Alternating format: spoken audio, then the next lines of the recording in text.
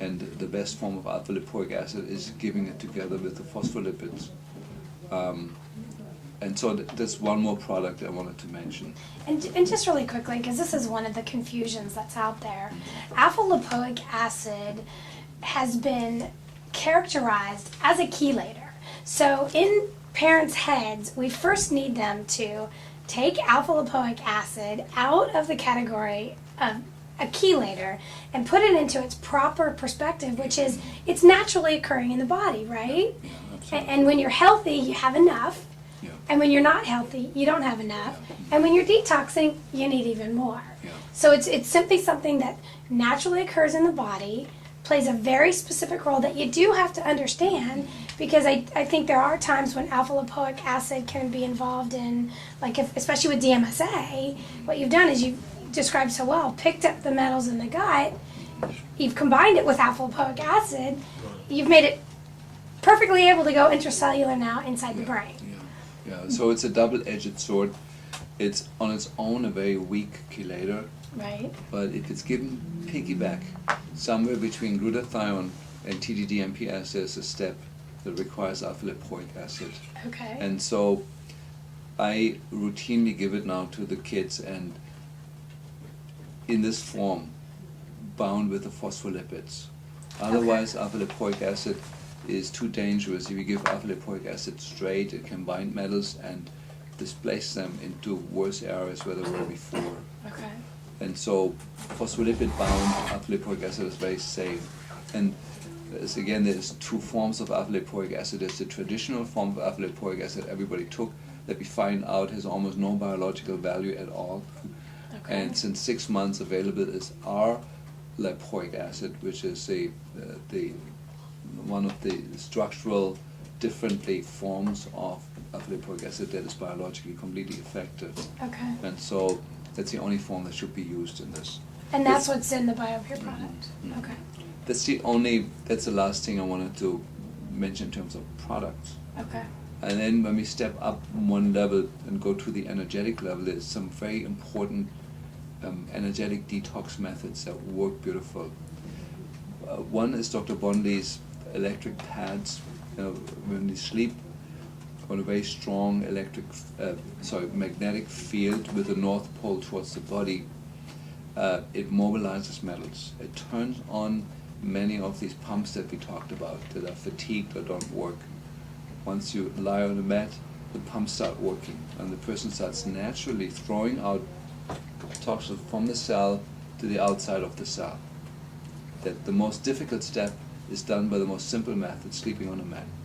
Okay. Yeah. And then we know now from the discussion that then TDDMPS is ideal to remove the mobilized mercury from there out of the body. Dr. Bondley, who created this, he's using DMSA. Small dose DMSA, like quarter dose Well, DMSA. he uses a pretty Oh, does he? hefty Okay. dose of, like, in grown-ups of 200 milligrams DMSA Oh, okay. every day, for months. It's a Okay. huge dose. Oh, So, okay. however, I'm in favor of using the magnetic mats for the children, for the autistic children.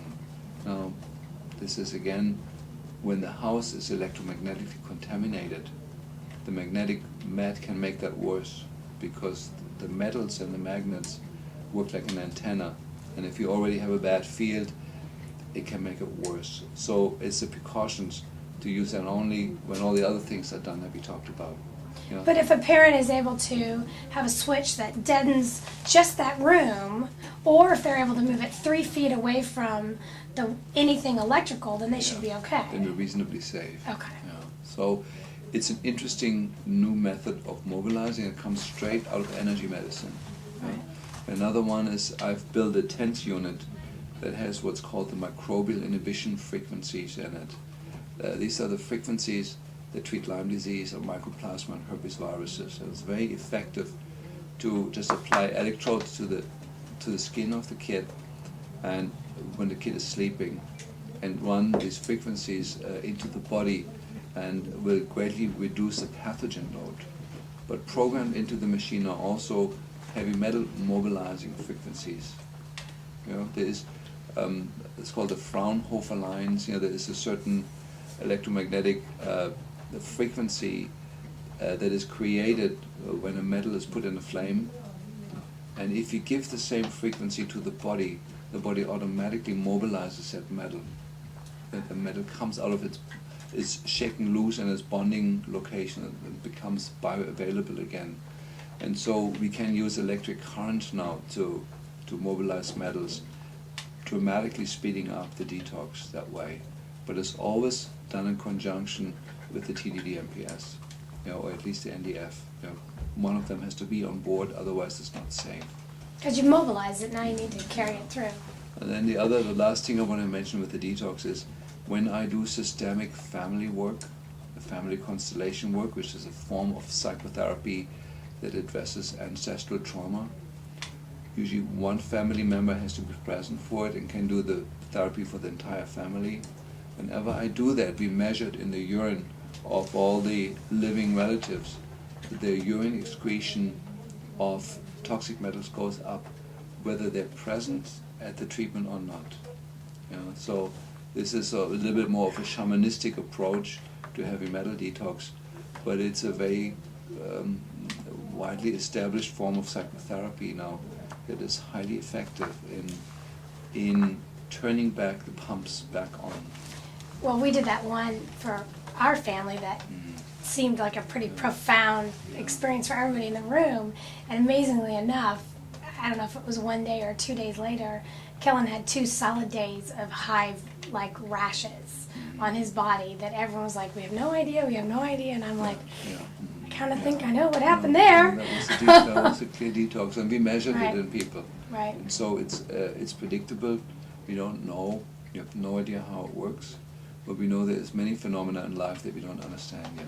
But we know we heal things in the family, things heal in the body of the family members, and things move in the direction of healing, which sometimes can be uncomfortable because it goes through.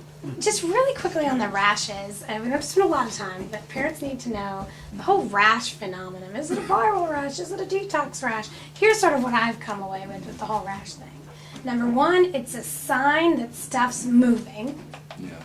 Number 2, it's probably a sign that you've pushed it to the limit, and not that it's necessarily a bad thing, but that you've pushed it to the limit and you probably need to fix something around it, like the methylation or something else, because you're sort of at the body's limit in detox capacity, is how I look at it. Yeah, so from a more conventional point of view, there's certainly immune system factors involved. Right. Hyperactivity of the immune system. Something woke up in the immune system that is now going crazy. It's untamed. Right. Like a dog that has slept while the burglar went in the house. And now that the burglar is gone, the dog wakes up and realizes something happened, and he barks extra hard, and it's that kind of thing. Right. From a German point of perspective, we consider the skin the third kidney.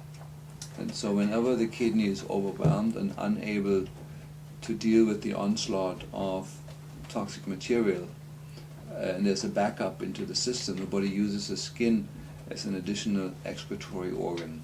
Okay. And I think there is strong evidence that both theories are valid and coexist with each other. Right. And so my advice to moms with the skin rashes is first, not make the skin rash a reason to stop treatment. Right. Secondly, it is probably a good idea to slow down for a few days a little bit.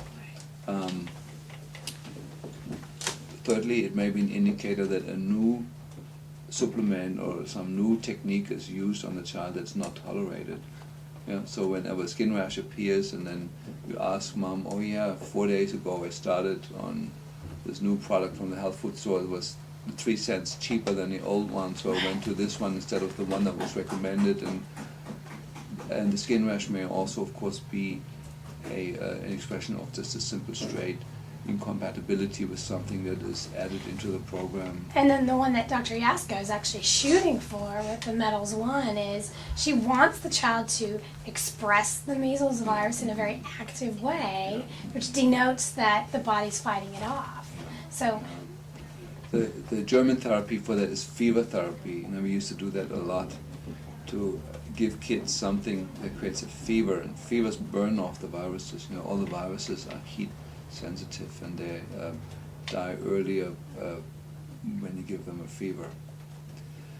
Can a So- sauna do that a little bit? Yeah. Okay. Yeah, just elevating the body temperature will always reduce the pathogen load. Or a hot bath if they don't have a fever Bath, already? Yeah, Okay. yeah. So there's of course then many issues we could get into, you know, Right. how to manage these things.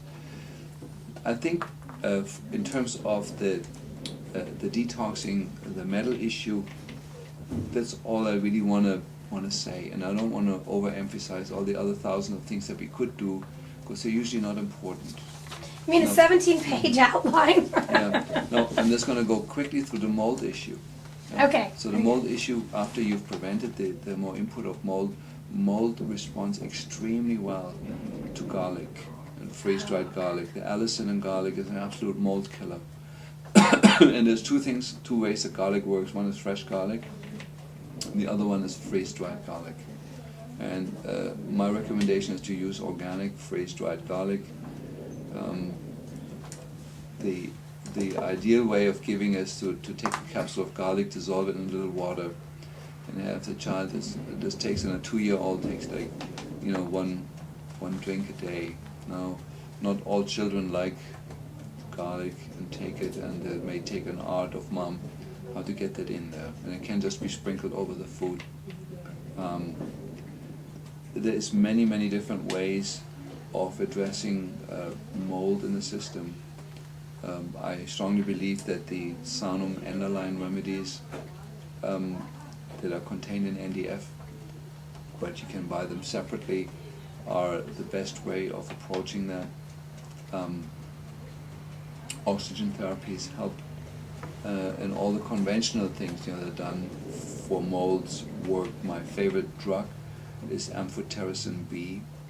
It's a Orally, though, not IV. you know, it's a medication, prescription medication that works very well. Caprylic acid and all the things that are in a health food store work to some degree. The candida elimination diets work to some degree. It's usually low carb diets. But I like to just leave it with the one recommendation, you know, freeze-dried garlic sprinkled over the food. But- Getting the child used to having that garlic taste, sort of dragging with all the meals, with all the major meals, and it works fantastic in reducing the molds. It sounded like, though, that, if I understood you correctly, you wouldn't use that with kids that you haven't established a mold exposure to. Is that correct? Yeah, well, Or is it just not the core? no, the double-edged sword is that garlic also is a strong metal detoxifier. And you can, by adding in the garlic, you can do too much heavy metal detox and plug up the exit pathways that way. Okay. Yeah, but that's the only precaution I really have with that. So if you have a kid that's a mold exposure kid documented, what would you sub in or out in the, you know, with the NDF and the No, I would. Phospholipid exchange I and would go stronger on the TMPS. phospholipids. okay? And They you'd add in work the extremely garlic. well to repair the mycotoxin damage in the brain, Okay. and then the NDF for binding the mold toxins. So you just add in the garlic, basically. Yeah, we're adding in the garlic because you need something that kills the mold in the system, Okay. and the allicin is ideal for that. Okay, I understand. Thank you. Yeah. Now, the other option is the cemento, which comes up with the Lyme disease, but also works for molds. So